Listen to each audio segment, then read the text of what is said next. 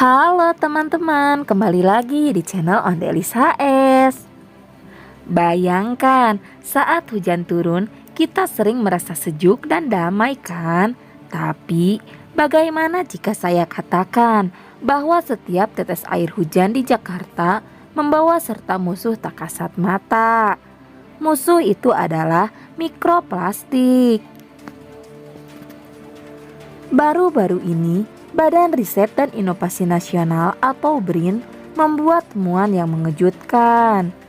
Air hujan di Jakarta positif mengandung partikel mikroplastik berbahaya. Ini bukan lagi soal sampah di sungai atau laut, tapi sudah sampai ke atmosfer kita. Apa bahayanya? Dari mana asalnya?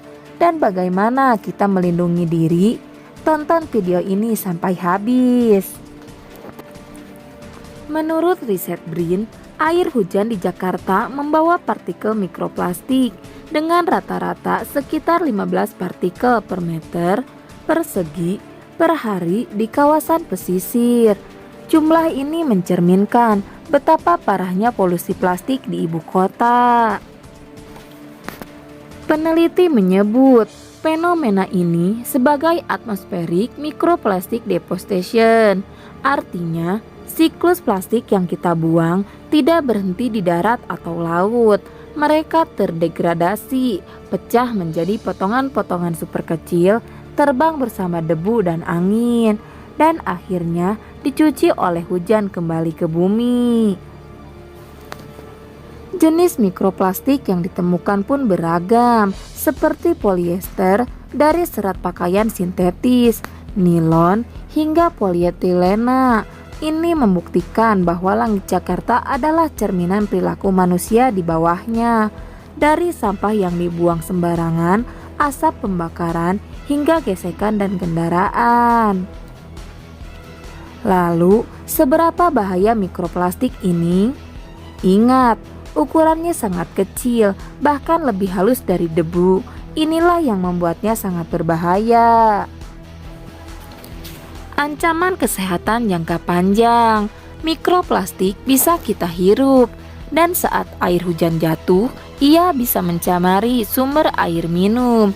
Dalam jangka panjang, paparan mikroplastik dikaitkan dengan gangguan hormonal karena bahan kimia aditif dalam plastik seperti BPA, peradangan kronis pada sistem pernapasan dan pencernaan. Bahkan, beberapa studi global mengaitkannya dengan peningkatan risiko penyakit kronis seperti kardiovaskular dan potensi kanker. Pencemaran lingkungan. Mikroplastik yang jatuh bersama hujan juga mencemari tanah, sungai, hingga kembali ke laut. Dari sana, ia masuk ke rantai makanan dan berakhir kembali di meja makan kita. Apa yang harus kita lakukan?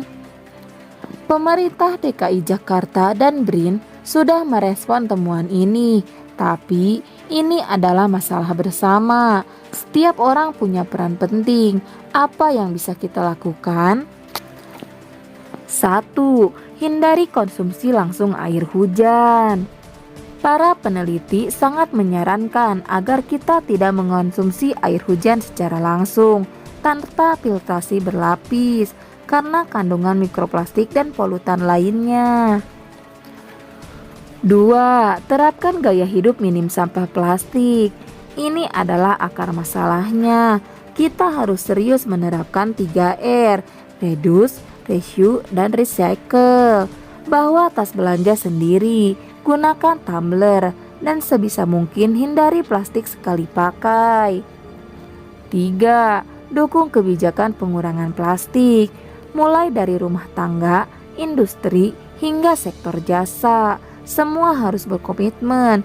Awasi dan dukung upaya Pemprov DKI untuk menjaga kualitas lingkungan. Temuan mikroplastik di air hujan Jakarta adalah pengingat yang menyentuh langit.